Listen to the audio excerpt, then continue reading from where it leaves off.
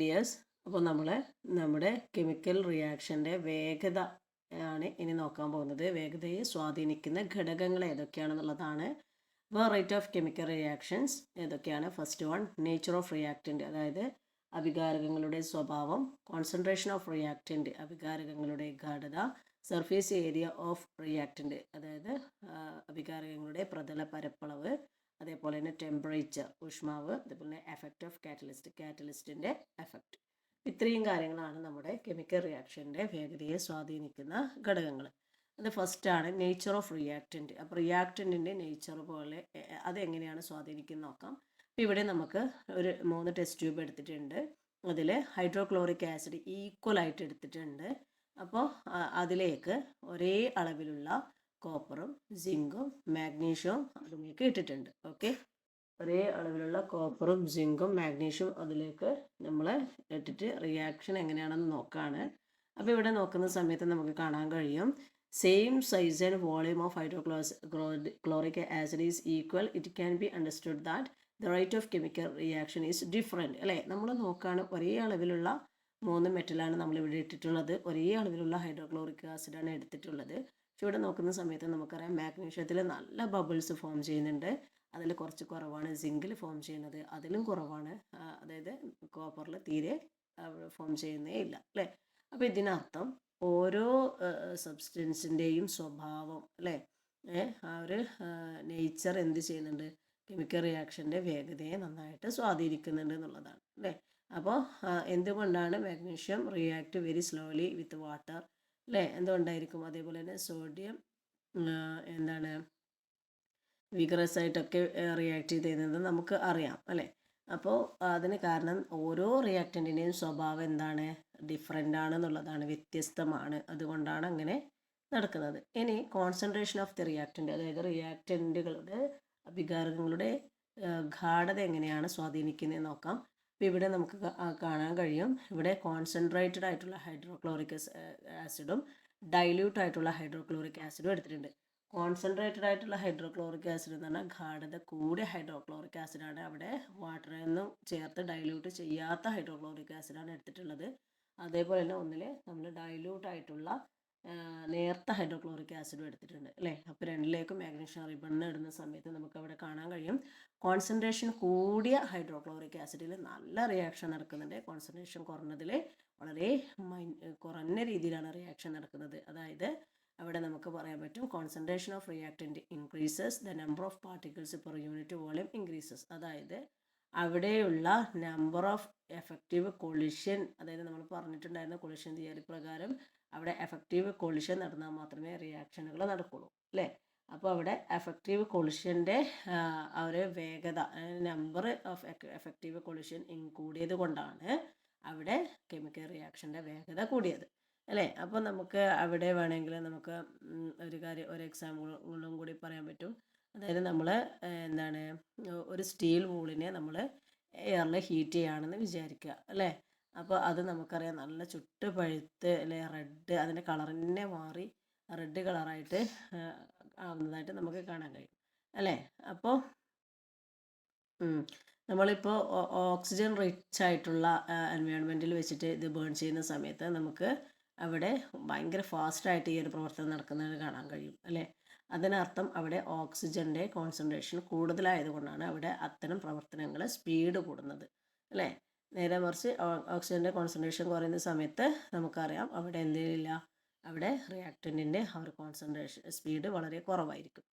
Okay, ഇനി നമുക്ക് surface area of reactant, അതായത് അഭികാരകങ്ങളുടെ പ്രതല പരപ്പളവ്.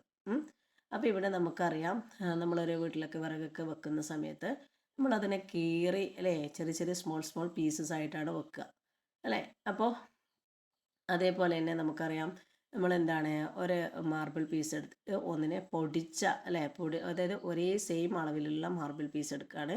അപ്പോൾ ഒന്നിനെ നമ്മൾ പൊടിച്ചിട്ടും ഒന്നിനെ നമ്മൾ എന്താണ് ഒരു പീസായിട്ടും നമ്മൾ എടുക്കുന്ന സമയത്ത് നമുക്ക് കാണാൻ കഴിയും, എന്താണ്, പൗഡർ രൂപത്തിലുള്ളതിനായിരിക്കും നമുക്ക് ഒരുപാട് സ്പേസ് വേണ്ടി വരിക, അല്ലേ. അതായത് when substance R broken down into smaller pieces or powdered, the surface area increases, അല്ലേ. അപ്പോൾ പൗഡറായിട്ടുള്ള ആ ഒരു മാർബിൾ പീസിനായിരിക്കും നമുക്ക് സർഫേസ് ഏരിയ കൂടുതൽ വേണ്ടി വരിക അല്ലേ. അപ്പോൾ resulting in N increase in the number of molecules involved in the effective collisions ദർബൈ increase in the rate of chemical reaction അല്ല. അതായത് ഈ പൗഡറുടെ രൂപത്തിലുള്ളതിൽ ഒരുപാട് എഫക്റ്റീവ് കൊളിഷൻ്റെ അളവ് ഇൻക്രീസ് ചെയ്യുന്നത് കൊണ്ട് കൂടുന്നത് കൊണ്ടാണ് അവിടെ കെമിക്കൽ റിയാക്ഷൻ്റെ വേഗത കൂടിയത്. അപ്പോൾ ഒരു പീസ് മാർബിൾ പീസിന് അതേ പീസ് തന്നെ നമ്മളെടുത്ത് പൗഡർ ആക്കുകയാണെങ്കിൽ പൗഡറിനായിരിക്കും നമുക്ക് അവിടെ സർഫേസ് ഏരിയ കൂടുതലായിട്ട് വേണ്ടി വരിക എന്നാണ് അർത്ഥം.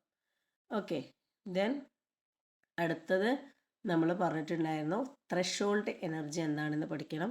എന്താണ് ത്രെഷോൾഡ് എനർജി? അതായത് നമുക്കറിയാം റിയാക്റ്റൻറ്റുകൾ തമ്മിൽ ഒരു കെമിക്കൽ റിയാക്ഷൻ അവിടെ നടക്കണമെങ്കിൽ അവിടെ ഓരോ റിയാക്റ്റൻറ്റിനും ഒരു പ്രത്യേക കൈനറ്റിക് എനർജി ആവശ്യമാണ് അല്ലേ. അതാണ് പിന്നീട് പ്രൊഡക്റ്റായിട്ട് കൺവേർട്ട് ചെയ്യുന്നത്. അപ്പോൾ ഇതിനെയാണ് നമ്മൾ ത്രെഷോൾഡ് എനർജി എന്ന് പറയാം അല്ലേ. ഇനി അടുത്തത് ടെമ്പറേച്ചർ എങ്ങനെയാണ് കെമിക്കൽ റിയാക്ഷൻ്റെ വേഗതയെ സ്വാധീനിക്കുന്നത് എന്നുള്ളതാണ്. When reactant R heated the kinetic energy of the particles increases. അതായത് ഓരോ റിയാക്ഷൻ നടക്കണമെങ്കിലും അവിടെ ഒരു പ്രത്യേക എനർജി വേണമെന്ന് നമ്മൾ പഠിച്ചു, ഊർജം അല്ലേ. അപ്പോൾ ഇവിടെ എന്താണ് നമ്മൾ ഒരു സാധനത്തിന് ഹീറ്റ് കൊടുക്കുന്ന സമയത്ത്, ചൂടാക്കുന്ന സമയത്ത് അവിടെ കൈനറ്റിക് എനർജി എന്ത് ചെയ്യാണ്, ഇൻക്രീസ് ചെയ്യാണ്. അപ്പോൾ അതിൻ്റെ സ്വാഭാവികമായിട്ടും അവിടെ ഊഷ്മാവ് ടെമ്പറേച്ചർ ഇൻക്രീസ് ചെയ്യുന്നു. അപ്പോൾ നമ്പർ ഓഫ് പാർട്ടിക്കിൾസ് അതായത് ത്രെഷോൾഡ് എനർജി ഇൻക്രീസ് ചെയ്യുന്നു. As A result the number of collisions എന്ത് ചെയ്യാണ്, എഫക്റ്റീവ് കൊളിഷൻസ് ഇൻക്രീസ് ചെയ്യുന്നു.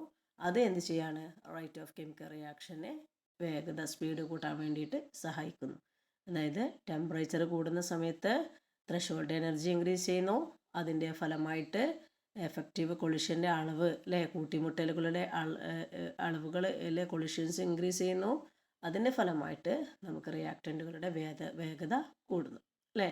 അപ്പോൾ ഇവിടെ നമുക്ക് കാണാം ammonium chloride solution in A test tube, അതിലേക്ക് സോഡിയം ഹൈഡ്രോക്സൈഡ് സൊല്യൂഷൻ എടുക്കുകയാണ്. അപ്പോൾ ഇതിനെ നമ്മൾ ഹീറ്റ് കൊടുക്കുന്ന സമയത്ത് നമുക്കവിടെ നല്ല സ്മെല്ല് അല്ലേ, ഭയങ്കരമായിട്ടുള്ളൊരു സ്മെല്ല് പ്രൊഡ്യൂസ് ചെയ്യുന്നത് കാണാം. അതിനർത്ഥം അവിടെ ഹീറ്റ് കൊടുക്കുന്ന സമയത്ത് ഈ പറയുന്ന എഫക്റ്റീവ് കൊളിഷൻ്റെ എണ്ണം കൂടുകയും അതിനനുസരിച്ചിട്ട് അവിടെ എന്താണ് കെമിക്കൽ റിയാക്ഷൻ്റെ വേഗത കൂടുകയാണ് ചെയ്യണത്. പിന്നെയുള്ളതാണ് എഫക്റ്റ് ഓഫ് കാറ്റലിസ്റ്റ്, കാറ്റലിസ്റ്റിൻ്റെ എഫക്റ്റ് അല്ലേ. അതായത് കാറ്റലിസ്റ്റ് എന്ന് പറഞ്ഞാൽ substance that increase the rate of chemical reaction without themselves undergoing any permanent chemical change. അതായത് സ്വന്തമായിട്ട് ഒരു ചേഞ്ചിനും വിധേയമാകാതെ കെമിക്കൽ റിയാക്ഷനുകളുടെ വേഗത കൂട്ടുന്ന ആൾക്കാരെയാണ് നമ്മൾ കാറ്റലിസ്റ്റ് എന്ന് പറയാം അല്ലേ. നമ്മളൊക്കെ ഒരു കെമിക്കൽ റിയാക്ഷൻ്റെ വേഗത കൂട്ടാൻ വേണ്ടിയിട്ട് ഒരു സബ്സ്റ്റൻസിനെ ചേർത്ത് കൊടുക്കുന്നു. പക്ഷെ ആ സബ്സ്റ്റൻസ് എന്ത് ചെയ്യുന്നില്ല, ഒരു ചേഞ്ചസിനും വിധേയമാകുന്നില്ല. പക്ഷേ കെമിക്കൽ റിയാക്ഷൻ്റെ വേഗത ആ സബ്സ്റ്റൻസ് ചേർത്തത് മൂലം എന്ത് ചെയ്യുന്നുണ്ട്, ഇൻക്രീസ് ചെയ്യുന്നുണ്ട്. അപ്പോൾ അതിനെയാണ് നമ്മൾ കാറ്റലിസ്റ്റ് എന്ന് പറയാം. ഓക്കെ, അപ്പോൾ ഇവിടെ നമുക്കൊരു എക്സാമ്പിൾ കൊടുത്തിട്ടുണ്ട്. എന്താണ്, നമ്മൾ കുറച്ച് ഹൈഡ്രജൻ പെറോക്സൈഡ് സൊല്യൂഷനെ ഒരു ബോയിലിംഗ് ട്യൂബിലെടുത്തു. എന്നിട്ട് അതിൻ്റെ തൊട്ട് മുകളിലായിട്ട് നമ്മളൊരു മാച്ച് സ്റ്റിക്കോ ഇൻസെൻസ് സ്റ്റിക്കോ വെക്കുകയാണ്. അതായത് ഈ ഒരു ഹൈഡ്രജൻ പെറോക്സൈഡ് സൊല്യൂഷനെ ചൂടാക്കുന്ന സമയത്ത് നമ്മൾ അവിടെ ഒരു മാച്ച് സ്റ്റിക്ക് വെക്കുകയാണ്. അപ്പോൾ നമ്മൾ എന്തെങ്കിലും ഡിഫറൻസ് കാണുന്നുണ്ടോ എന്നാണ്. പക്ഷെ ഇവിടെ ഒരു ഡിഫറൻസും നമുക്ക് കാണാൻ കഴിയില്ല അല്ലേ. അതേപോലെ പിന്നീട് ഞാൻ എന്ത് ചെയ്യാണ്, അതിലേക്ക് മാംഗനീസ് ഡയോക്സൈഡ് എന്ന് പറയുന്ന ഒരാളെ ചേർത്ത് കൊടുത്തതിന് ശേഷം ഇതേ ഇൻസെൻസ് സ്റ്റിക്ക് വെച്ചിട്ടൊന്ന് പരീക്ഷിച്ച് നോക്കുകയാണ്. അപ്പോൾ നമുക്ക് എന്താണ് ചേഞ്ച് അവിടെ കാണാൻ കഴിയുക എന്നുള്ളതാണ്. അപ്പോൾ നമുക്ക് അവിടെ കെമിക്കൽ റിയാക്ഷൻ്റെ വേഗത കൂടുന്നതായിട്ട് നമുക്ക് കാണാൻ കഴിയും. ഈ മാച്ച് സ്റ്റിക്ക് നന്നായിട്ട് ഗ്ലോ ചെയ്യുന്നതായിട്ട്, കത്തുന്നതായിട്ട് നമുക്ക് കാണാൻ കഴിയും അല്ലേ. അതിനർത്ഥം ഇത്ര നേരം നമ്മൾ ബേൺ ചെയ്യുന്ന സമയത്ത് അവിടെ വേഗത കുറവായിരുന്നു. അവിടെ മാംഗനീസ് ഡയോക്സൈഡ് എന്ന് പറയുന്ന ഒരു കാറ്റലിസ്റ്റ് ചേർത്തതിന് ശേഷമാണ് അവിടെ കെമിക്കൽ റിയാക്ഷൻ്റെ വേഗത കൂടിയതും അതേപോലെ ആ ഒരു ഇൻസെൻസ് സ്റ്റിക്ക് കത്താൻ കാരണമായതും. ഇനി ഞാൻ ഇതിനെ പ്രോസസ്സൊക്കെ കഴിഞ്ഞിട്ട് ഞാനൊരു ഫിൽറ്റർ പേപ്പർ വെച്ചിട്ട് അരിക്കുകയാണെന്ന് വിചാരിക്കുക. അരിക്കുകയാണെങ്കിൽ ഈ ചേർത്ത മാംഗനീസ് ഡയോക്സൈഡിന് ഒരു ചേഞ്ചും ഇല്ലാതെ അവിടെ തന്നെ പ്രസിപ്പിറ്റായിട്ട് അവശേഷിക്കുന്നതായിട്ട് നമുക്ക് കാണാൻ കഴിയും. ഫിൽറ്റർ പേപ്പറിൽ നമുക്ക് കിട്ടും. ഓക്കെ, അപ്പോൾ ഇത്രയും കാര്യങ്ങളാണ് നമുക്ക് ഈ ചാപ്റ്ററിൽ മെയിനായിട്ട് പഠിക്കാനുള്ളത്. Okay, thank you.